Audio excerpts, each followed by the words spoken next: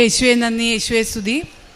അമ്മ മാതാവും ഈശോയും കൂടി ചേർന്ന് തന്ന എല്ലാ അനുഗ്രഹങ്ങൾക്കും നന്ദി പറയാനാണ് ഞങ്ങൾ വന്ന് നിൽക്കുന്നത്. അമ്മയുടെ പ്രത്യക്ഷീകരണത്തിൻ്റെ സാക്ഷിയായി ഉയർത്തേന് ഞങ്ങൾ നന്ദി പറയുന്നു.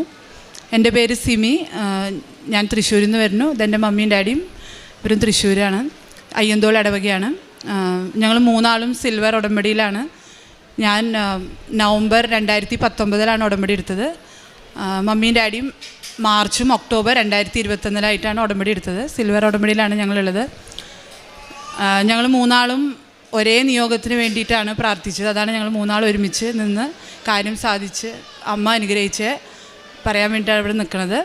ഒന്നാമത്തെ സാക്ഷ്യം, എൻ്റെ ഡാഡി റിട്ടയർഡ് ആയതാണ്. അപ്പോൾ PFൻ്റെ ആവശ്യത്തിന് വേണ്ടിയിട്ട് ബർത്ത് സർട്ടിഫിക്കറ്റിൻ്റെ ആവശ്യം വന്നു.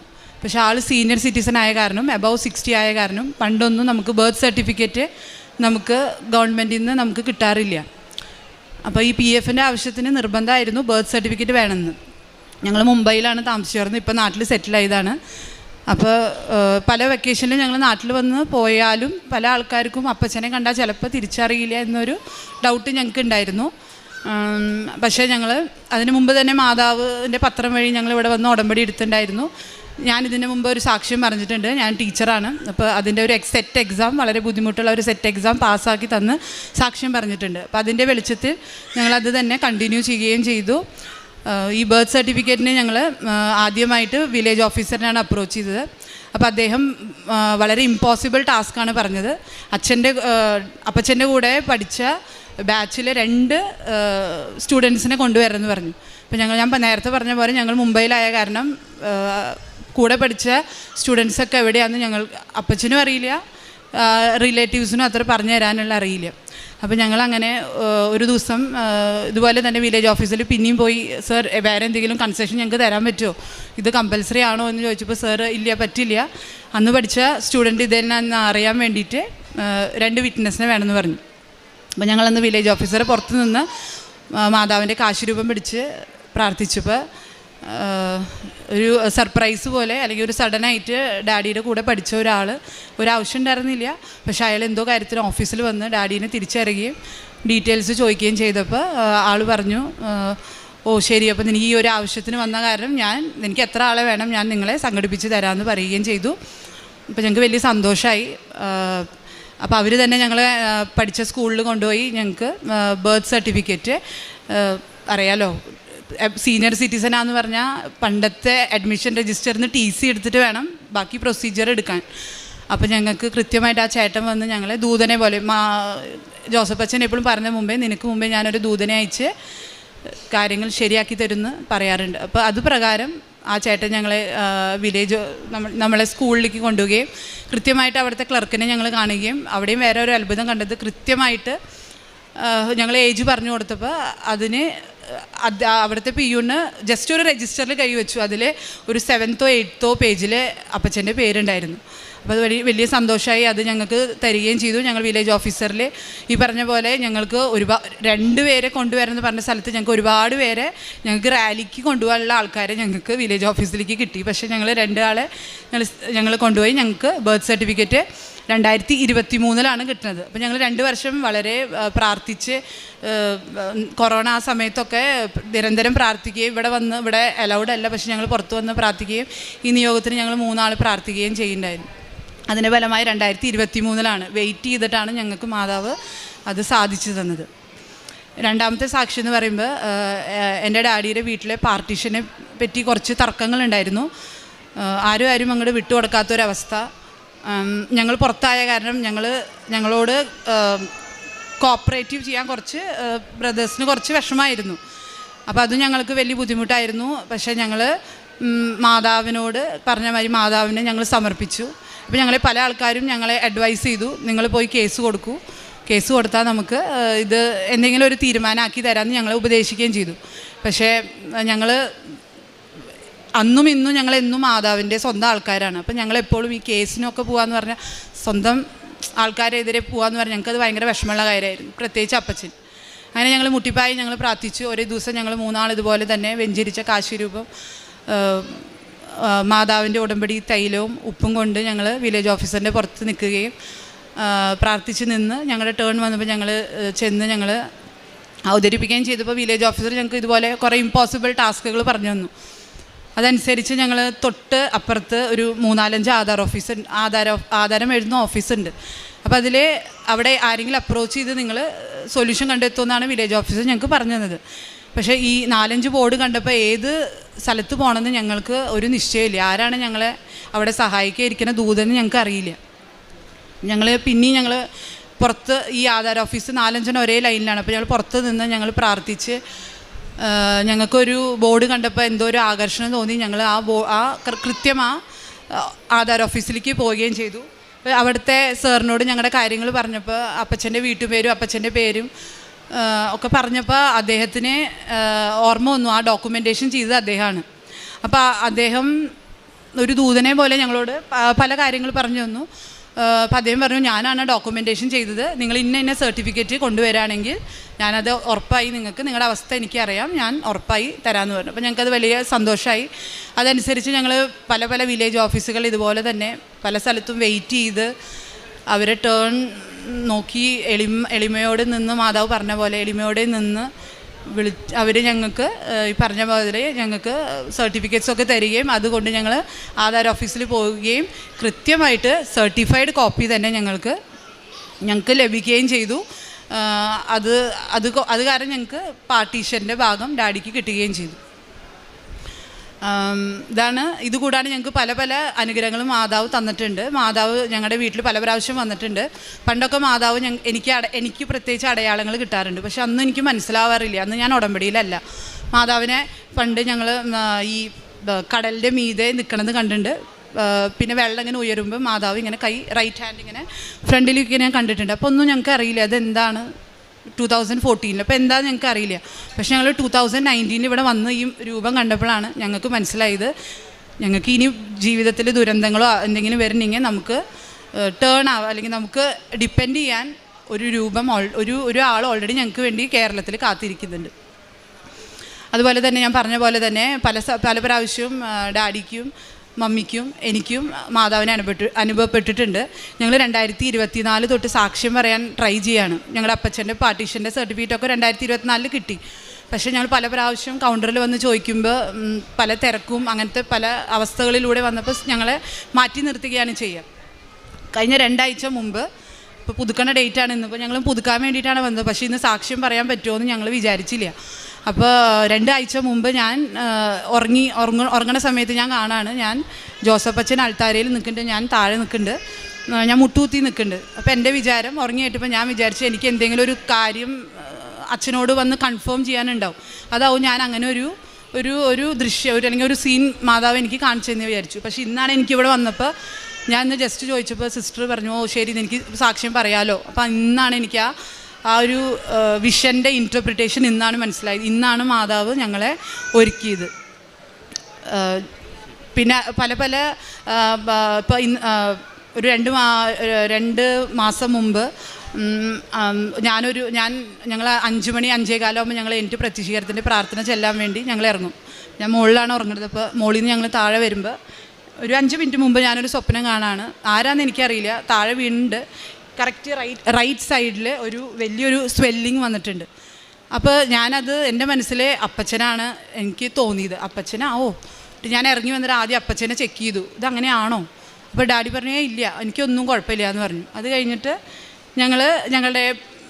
ഞങ്ങളുടെ ഡെയിലി റൂട്ടീന് പോയി. കുറച്ച് കഴിഞ്ഞപ്പോൾ ഒരു ശബ്ദം കേട്ട് ഞാൻ തിരിഞ്ഞു നോക്കുമ്പോൾ ഞാൻ അമ്മേനെയാണ് കണ്ടത്.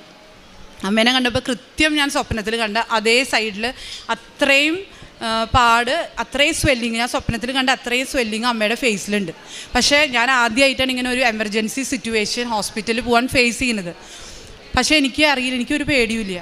ഞാൻ ആദ്യം ചെന്ന അമ്മയ്ക്ക് ഉടമ്പടി തൈലവും മാതാവിൻ്റെ തേനും നാവിൽ വെച്ച് മാതാവിൻ്റെ നമ്മൾ വെഞ്ചരിച്ച ഉപ്പും അമ്മയുടെ കയ്യിൽ വെച്ച് ഞാൻ തന്നെ വണ്ടി എടുത്ത് ഡ്രൈവ് ചെയ്ത്, എനിക്കറിയില്ല എനിക്ക് എങ്ങനെയാണ് ധൈര്യം വന്നത്. ഞാൻ തന്നെ കൊണ്ട് ഹോസ്പിറ്റലിൽ അഡ്മിറ്റ് ആകുമ്പോഴേക്കും പകുതി ആകുമ്പോഴേക്കും ആൾ ഓക്കെ ആയി.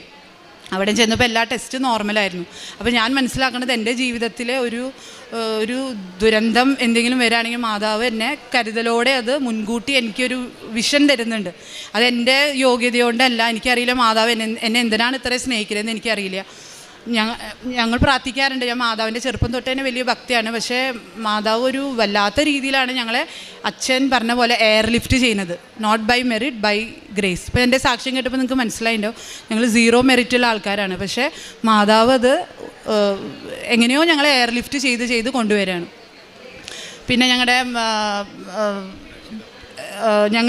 ഞാൻ പറയുകയാണെങ്കിൽ ഞാൻ ആദ്യം ബോൺ ക്രിസ്ത്യൻ ആയിരുന്നു. പറഞ്ഞ പോലെ മാതാവിൻ്റെ ഭക്തിയാണ്, പള്ളിയിലൊക്കെ പോയാലെങ്കിലും എന്തോ ഒരു ഗ്യാപ്പ് ഉണ്ടായിരുന്നു. പക്ഷേ ഇപ്പോഴാണ് ഞാൻ ശരിക്കും ഒരു ക്രിസ്ത്യാനി ആയത്. ശരിക്കും ഞങ്ങൾ പ്രാർത്ഥന, കുടുംബ പ്രാർത്ഥന ഒന്നും ചെറുപ്പം തൊട്ടേ എനിക്കറിയാം. എൻ്റെ അപ്പൻ്റെ അമ്മ ഒരിക്കലും അത് മുടങ്ങാൻ സമ്മതിച്ചിട്ടില്ല. അതിന്നും ഇപ്പോഴും അങ്ങനെ തന്നെയാണ്. അപ്പോൾ അതൊക്കെ ആയിരിക്കാം ഞങ്ങളിവിടെ എത്താൻ കാരണം. ബൈബിൾ വായിക്കാൻ പറയുകയാണെങ്കിൽ സിസ്റ്റർ ചോദിച്ചിട്ടുണ്ടായിരുന്നു ബൈബിളൊക്കെ വായിക്കുക എങ്ങനെയാണെന്ന്. അപ്പോൾ എനിക്ക് തന്നെ അത്ഭുതം തോന്നിയിട്ടുണ്ട്. നമ്മളിങ്ങനെ പൊങ്ങച്ചം പറയുന്നതല്ല. എൻ്റെ ഒരു 20 പ്രാവശ്യം ഞാൻ ഇംഗ്ലീഷാണ് വായിക്കുക. എനിക്ക് ഇംഗ്ലീഷാണ് കുറച്ചും കൂടിയും ഫ്ലുവൻസി. അപ്പോൾ ഞാനൊരു 20 ടൈംസ് എൻ്റെ വായിച്ച് കഴിഞ്ഞിട്ടുണ്ട്. ഇവർ രണ്ടാളും ഒരു അബവ് 15 അറിയാലോ. 2019 ഉടമ്പടി എടുത്താൽ ഒരുവിധം റൗണ്ടാവും. അത് മാത്രമല്ല, ഞങ്ങൾക്ക് 3 ആൾക്ക് പേഴ്സണൽ ബുക്സ് ഉണ്ട്. അമ്മയ്ക്കൊരു ഡയറി, ഡാഡിക്കൊരു ഡയറി ഉണ്ട്. എനിക്ക് പേഴ്സണലായിട്ട് ഒരു പേജ് എടുത്തിട്ട് ഒരു 450 വചനങ്ങൾ ഞാൻ ലാമിനേറ്റ് ചെയ്ത് വെച്ചിട്ടുണ്ട്.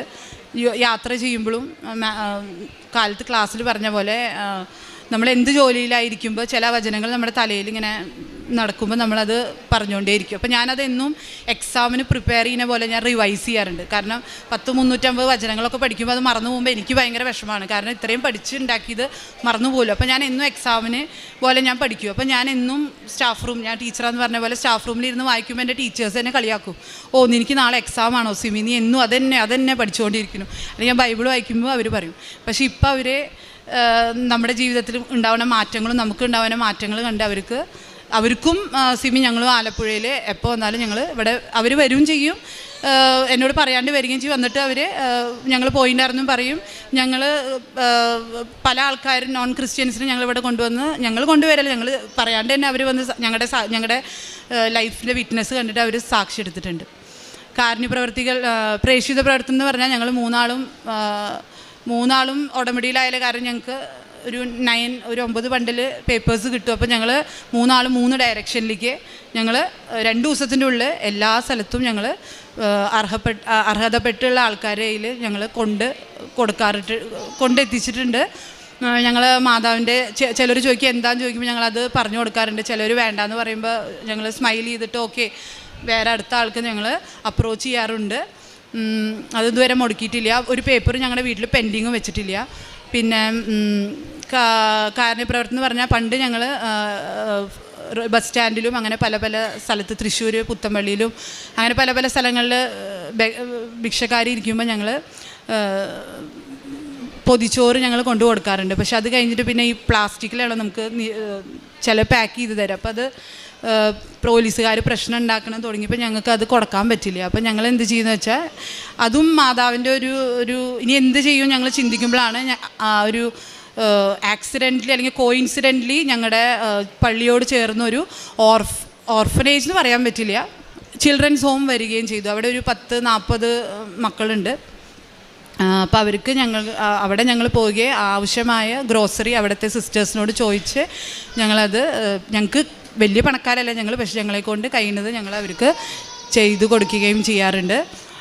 മരണം വരെ ഞങ്ങൾ 3 ആൾക്കും ഈ ഉടമ്പടിയിൽ തുടരാനാണ് ആഗ്രഹം. വിശുദ്ധിയിൽ ജീവിക്കാനാണ് ഞങ്ങൾക്ക് ആഗ്രഹം. ഇനി നിയോഗങ്ങളുണ്ടോ എന്ന് ചോദിച്ചാൽ ഞങ്ങൾക്ക് ഒന്നുമില്ല. കാരണം ഞങ്ങൾക്ക് പറയേണ്ട ആവശ്യമില്ല. മാതാവ് അത് എഴുതാണ്ട് തന്നെ മാതാവ് എല്ലാം നടത്തി തരുന്നുണ്ട്. അപ്പോൾ മരണം വരെ വിശുദ്ധിയിൽ ജീവിക്കാനും 3 ആൾക്കും ഒരുമിച്ച് എപ്പോഴും ഇങ്ങനെ ഇവിടെ വന്ന് നിൽക്കാനുമാണ് ആഗ്രഹം. യേശുവെ നന്ദി, യേശുവെ സ്തുതി. മാതാവിന് തിരുക്കുമാരന് കോടാനുകോടി നന്ദി. ജെറമിയ പ്രവാചകൻ്റെ പുസ്തകം 32-ാം അധ്യായം 40-ാം തിരുവചനം. ഞാൻ അവരുമായി ശാശ്വതമായൊരു ഉടമ്പടി ഉണ്ടാക്കും. അവർക്ക് നന്മ ചെയ്യുന്നതിൽ നിന്ന് ഞാൻ പിന്തിരിയുകയില്ല. അവർ എന്നിൽ നിന്ന് പിന്തിരിയാതിരിക്കാൻ എന്നോടുള്ള ഭക്തി ഞാൻ അവരുടെ ഹൃദയത്തിൽ നിക്ഷേപിക്കും. ദൈവം ആഗ്രഹിക്കുന്ന നാം ഒരിക്കലും ഈശോയിൽ നിന്ന് പിന്തിരിഞ്ഞു പോകരുത്. നമുക്കതിനുള്ള ചൈതന്യവും സ്നേഹവും ദൈവസ്നേഹം നിറച്ചുകൊണ്ടാണ് നാം ഉടമ്പടിയിൽ ജീവിക്കുന്നത്, ഉടമ്പടി എടുക്കുന്നതും ഉടമ്പടിയുടെ വാഗ്ദാനങ്ങൾ ഈശോ നമ്മിൽ നിറവേറ്റുന്നതും.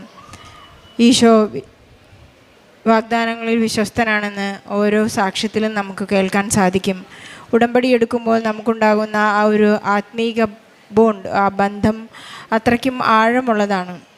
ഈശോയും ഞാനും തമ്മിലുള്ള ആ ഒരു വലിയ ആത്മീയ ബന്ധത്തിൻ്റെ അളവ് പൗലോസ്ലീഹ പറയുന്നത് പോലെ ദൈവസ്നേഹത്തിൻ്റെ ആഴമളന്ന് നോക്കാൻ ഉയരത്തിനോ താഴ്ചയ്ക്കോ കഷ്ടതയ്ക്കോ ഉയരത്തിനോ ഒന്നും തന്നെ ആർക്കും തന്നെ എന്നെ ക്രിസ്തുവിൻ്റെ സ്നേഹത്തിൽ നിന്ന് മാറ്റി നിർത്താൻ സാധിക്കില്ല എന്ന് വിശുദ്ധ പൗലോസ്ലീഹ വളരെ ശക്തമായി നമ്മോട് പറയുന്നുണ്ട്. ഇവർ 3 പേരും സിൽവർ ഗ്രേ ഉടമ്പടിയിലാണ് എന്നതിനർത്ഥം ഇവർ കണ്ടിന്യൂസ് ആയി ഉടമ്പടി പുതുക്കിക്കൊണ്ടിരിക്കുന്നവരാണ്. അങ്ങനെയുള്ളവർക്കാണ് എപ്പോഴും സിൽവർ ഗ്രേ ഉടമ്പടി കൊടുത്ത് അനുഗ്രഹിക്കുന്നത്, അവർക്ക് അനുഗ്രഹം ലഭിക്കുന്നത്. ജോസഫ് അച്ഛൻ ഓൾറെഡി അനൗൺസ് ചെയ്തിട്ടുണ്ട്, ഒരു വലിയ ധ്യാനം സിൽവർ ഗ്രേ കഴിഞ്ഞിട്ടുള്ളവർക്ക്, ഉടമ്പടിയിലായിരിക്കുന്നവർക്ക്, നല്ല വിശുദ്ധിയിൽ വളരെ വിശ്വസ്തയോട് ജീവിക്കുന്നവർക്ക് വേണ്ടി ഒരു ധ്യാനം ഒരുക്കുന്നുണ്ട്. അത് നമുക്ക് അതിൻ്റെ അനൗൺസ്മെൻറ്റ് പിന്നീട് ഉണ്ടാകും. വിശ്വസ്തയോടെ വിശുദ്ധിയോടുകൂടി ജീവിക്കുമ്പോൾ ഈശോയുമായി എത്രമാത്രം ബന്ധത്തിൽ ആഴ്ന്നിട്ടുണ്ട് എന്ന് മാറ്റുരച്ച് നോക്കാനുള്ള ഒരു അവസരം കൂടിയാണ്. നമുക്ക് അതിനുവേണ്ടി നിയോഗം വെച്ച് പ്രാർത്ഥിക്കാം, എല്ലാം സാധ്യമാകട്ടെ എന്ന് പ്രാർത്ഥിക്കാം. ഇവർ 3 പേരും ഒരേ നിയോഗത്തിനാണ് പ്രാർത്ഥിച്ചത്. ഇവർക്ക് ഒരുപാട് ബുദ്ധിമുട്ടുകൾ ഉടമ്പടി എടുക്കുന്ന സമയത്തുണ്ടായിരുന്നതിന് സാക്ഷ്യം പറയാൻ വൈകിയതിന് അവർ ഈശോയോട് മാപ്പ് ചോദിക്കുന്നുണ്ട്. 3 പേരും ഉടമ്പടിയിലായിരുന്നവർ പല പ്രാവശ്യം സാക്ഷ്യം പറഞ്ഞിട്ടുള്ളതാണ്. സീനിയർ സിറ്റിസനായ ഡാഡിയുടെ ബർത്ത് സർട്ടിഫിക്കറ്റ് ലഭിക്കുക എന്നുള്ളത് നമുക്കെല്ലാവർക്കും ചിന്തിക്കാവുന്ന ഒരു കാര്യമാണ്. കുടുംബത്തിൽ കാലങ്ങൾക്ക് മുൻപ്, വർഷങ്ങൾക്ക് മുൻപ് വീടുകളിലാണ് നമ്മുടെ ജനനം ഉണ്ടായിരുന്നത്. ഒരു ബർത്ത് സർട്ടിഫിക്കറ്റ് നമുക്ക് ലഭ്യമല്ല. കേരളത്തിൽ നിന്ന് പുറത്തുപോയി ജീവിക്കുന്നവർക്ക്, അവർക്ക് മാതാപിതാക്കൾ മരിച്ചു പോയി കഴിഞ്ഞാൽ അവരുടെ സിബ്ലിങ്സ് അവർ സമ്മതിക്കുന്നില്ലെങ്കിൽ, ഒരു ഐഡൻറ്റിറ്റി കാർഡ് കൊടുക്കാൻ അവർ സമ്മതിക്കുന്നില്ലെങ്കിൽ, അവർ കൂടെ പഠിച്ചവരെങ്കിലും അവർക്കുണ്ടാകണം. ഇങ്ങനെ ആരുമില്ലാത്ത ഒരവസ്ഥയിലുള്ള, ആരും തന്നെ അറിയില്ല എന്ന് പറയപ്പെടുന്ന ഒരവസ്ഥയിൽ ഉണ്ടാകുന്ന ഒരു മനോവേദന, എല്ലാവരും ജീവിച്ചിരിക്കാൻ എനിക്ക് ആരുമില്ല എന്നുള്ളൊരു തോന്നൽ, ഒരു ഒറ്റപ്പെടലിൻ്റെ വലിയൊരു അനുഭവമാണത്. ഈ ഡാഡി കടന്നു പോയത് അതാണെന്ന് നമുക്ക് മനസ്സിലാക്കാം. അവിടെയാണ് ദൈവം തൻ്റെ ദൂതനെ അയച്ച്, ഉടമ്പടിയിലായിരിക്കുമ്പോൾ പരിശുദ്ധ അമ്മ ക്രമപ്പെടുത്തുന്ന വ്യക്തികൾ. ഈ സഹോദരി പറയുകയായിരുന്നു, സിമി പറയുന്നു, ഞങ്ങൾക്കൊരു റാലിക്കുള്ള ആളുകൾ ഡാഡിക്ക് വേണ്ടി സൈൻ ചെയ്യാനും മൊഴി കൊടുക്കുവാനും ഐഡൻറ്റിറ്റി കാർഡ് പ്രൂഫ് കൊടുക്കുവാനൊക്കെ ഉണ്ടായി എന്ന് പറയുന്നു. അസാധ്യങ്ങളെ സാധ്യമാക്കുന്ന അമ്മയാണത്. ഇവർ വളരെ വിഷമിക്കുന്നൊരു സമയമാണ്. ഞങ്ങൾക്കിനി ആരുമില്ല, ഞങ്ങൾക്ക് വേണ്ടി സാക്ഷ്യം പറയാൻ ആരുമില്ല, എൻ്റെ ബർത്ത് സർട്ടിഫിക്കറ്റ് കിട്ടില്ല, ഞങ്ങൾക്കുള്ള ആനുകൂല്യങ്ങൾ സർക്കാരിൽ നിന്ന് ലഭിക്കാൻ ഇനി പോസിബിലിറ്റി ഇല്ല എന്നൊക്കെ പറയുമ്പോൾ അസാധ്യങ്ങളെ സാധ്യങ്ങളാക്കുന്ന ഒരമ്മ നമ്മൾ ഉടമ്പടിയിലൂടെ ഇടപെടുകയാണ്. നാം ഉടമ്പടി ക്ലാസ്സിന് അറ്റൻഡ് ചെയ്യുമ്പോൾ നമുക്കറിയാം, നാം നിയോഗങ്ങൾ എഴുതുമ്പോൾ അവിടെ ജോമോൾ സിസ്റ്റർ നമ്മളോട് ഊന്നി പറയുന്നുണ്ട്, നിങ്ങൾക്ക് അസാധ്യമെന്ന് തോന്നുന്ന 6 കാര്യങ്ങളാണ് നാം എഴുതേണ്ടത്. പരിശുദ്ധാത്മാവിനെ എനിക്ക് ലഭിക്കുവാനുള്ള ഒരു യോഗ്യത എനിക്കില്ല, എങ്കിലും ഞാൻ എഴുതിയാണ്, എനിക്ക് പരിശുദ്ധാത്മാവിനെ തരണമേ. പരിശുദ്ധാത്മാവ് നിറഞ്ഞു കഴിയുമ്പോൾ നമുക്കറിയാം നാം എവിടെയെല്ലാം പോയി സാക്ഷി നൽകുമെന്ന് ഈശോ ഉയർപ്പിന് ശേഷം പറയുന്നുണ്ട്. യൂദായിലും സമറിയായിലും ലോകത്തിൻ്റെ അറ്റം വരെയും നിങ്ങൾ എനിക്ക് സാക്ഷികളായിരിക്കുമെന്ന വലിയ ഉറപ്പ് നമുക്ക് നൽകുന്നുണ്ട്. ഈശോയോടും പരിശുദ്ധ അമ്മയോടും നന്ദി പറയാം. അതുപോലെ തന്നെ ഇവരുടെ കുടുംബ സ്വത്ത് ഭാഗിക്കുമ്പോൾ ഒരു കേസിന് പോയാൽ വളരെ പെട്ടെന്ന് ഒരു പക്ഷേ അവർക്ക് അർഹതപ്പെട്ട ആ സമ്പത്ത് അവർക്ക് ലഭിക്കുമായിരുന്നു. പക്ഷേ നമ്മുടെ ഉടമ്പടിയിലായിരിക്കുമ്പോൾ നമുക്ക് ഏറ്റവും അധികം ആവശ്യമായ ഒരു കൃപയാണ് ക്ഷമിക്കുക എന്നുള്ളത്. ഇവർ വഴക്കിനോ വൈരാഗ്യത്തിനോ ഒന്നും പോകാതെ പരിശുദ്ധ അമ്മയിൽ ആശ്രയം വെച്ച് പ്രാർത്ഥിക്കുകയും യാതൊരു വൈരാഗ്യമോ വഴക്കോ ഇല്ലാതെ വളരെ സ്നേഹത്തോടുകൂടി അവരുടെ കുടുംബ സ്വത്ത് ഭാഗിക്കുവാനുള്ള ഒരു അനുഗ്രഹം ഈ ഡാഡിക്ക് അനുവദിച്ചു, അനുഗ്രഹം ലഭിച്ചു എന്ന് സാക്ഷ്യപ്പെടുത്തുന്നു. അതുപോലെ തന്നെ 2014 ഇവർ ഇവിടെ ശക്തമായ പരിശുദ്ധ അമ്മയുടെ ഇടപെടലും ഉടമ്പടിയുടെ സാക്ഷ്യങ്ങളുമൊക്കെ തുടങ്ങിയത് നമുക്കറിയാം. ജോസഫ് അച്ഛന് 2004 പരിശുദ്ധ അമ്മ പ്രത്യക്ഷപ്പെട്ടതിന് ശേഷം 10 വർഷം കഴിഞ്ഞപ്പോഴാണ് പരിശുദ്ധ അമ്മ ശക്തമായി ജോസഫ് അച്ഛനോട് പറയുന്നത്, ഉടമ്പടി നമുക്ക് തരുന്നത്. അപ്പോൾ തന്നെ ഈ മകൾക്ക് പരിശുദ്ധ അമ്മയുടെ പ്രത്യക്ഷം, തങ്ങളുടെ ജീവിതത്തിൻ്റെ കടലിൻ്റെ ദുരന്തങ്ങളുടെ മുകളിൽ പരിശുദ്ധ അമ്മ പ്രത്യക്ഷപ്പെട്ട ഒരു വലിയ പ്രത്യക്ഷം ഈ മകൾക്കുണ്ടായെന്ന് സാക്ഷ്യപ്പെടുത്തുന്നു. അതുപോലെ തന്നെ സ്വപ്നങ്ങളും ദർശനങ്ങളുമെല്ലാം ഈ മകൾക്കുണ്ടായി എന്ന് സാക്ഷ്യപ്പെടുത്തുന്നു. സിൽവർ ലൈനിൽ വന്നാൽ നമ്മെ എല്ലാ കാര്യങ്ങളും പരിശുദ്ധ അമ്മ ഓർമ്മിപ്പിക്കും. ഈ മകൾ പറയുന്നു, ഞങ്ങൾക്കൊന്നിനും കുറവില്ല. വളരെ കണ്ടെയ്ൻമെൻ്റ് ആയിട്ടുള്ള എൻ്റെ വീട്ടിൽ കത്തുന്ന മെഴുകുതിരികൾ ഒലിച്ചിറങ്ങുമ്പോൾ എനിക്കുണ്ടാകുന്ന, ഞങ്ങൾ ഒരിക്കലും മുട്ടുകുത്തി പ്രാർത്ഥിക്കുവാൻ അഹങ്കരിക്കാത്തവരാണ് എന്നുള്ള ഒരു വലിയ വസ്തുത പാതിരപ്പിയെ പോലെ നമുക്ക് പറയാൻ സാധിക്കാം. ഈശോയുടെ സന്നിധിയിൽ ഞാൻ മുട്ടുകുത്തുമ്പോൾ എനിക്കെല്ലാം സാധ്യമാണ്. പരിശുദ്ധ അമ്മ നമുക്ക് വേണ്ടി എല്ലാം മാധ്യസ്ഥം വഹിച്ച് ഈശോ നമ്മോടുകൂടി ജീവിക്കുന്ന വലിയ അത്ഭുതം. ഈശോ നമ്മെ സ്നേഹിക്കുന്നുണ്ടെന്ന് നമുക്ക് മാറ്റുരച്ച് നോക്കാം. യോഹന്നാനെ പോലെ പറയാം, ഈശോ സ്നേഹിക്കുന്ന ശിഷ്യൻ, ഞാൻ ഈശോ സ്നേഹിക്കുന്ന വ്യക്തിയാണെന്ന് മറ്റുള്ളവരോട് പറയാൻ ഈശോ പത്രോസിനോട് ചോദിച്ചതുപോലെ നീ എന്നെ സ്നേഹിക്കുന്നു എന്ന് ചോദിക്കുമ്പോൾ നമ്മുടെ ഉത്തരം എന്തായിരിക്കുമെന്ന് നമുക്ക് എപ്പോഴും റെഡി ആൻസർ ആയിട്ടിരിക്കാം. ഈ കുടുംബത്തിന് നൽകിയ ജോസ് കേടിക്കും ഇവരുടെ കുടുംബത്തിന് നൽകിയ എല്ലാ അനുഗ്രഹങ്ങൾക്കും നന്മകൾക്കും വലിയൊരു കയ്യടി നൽകി സാക്ഷ്യം നമുക്ക് ഈശോയ്ക്കും പരിശുദ്ധ അമ്മയ്ക്കും സമർപ്പിക്കാം.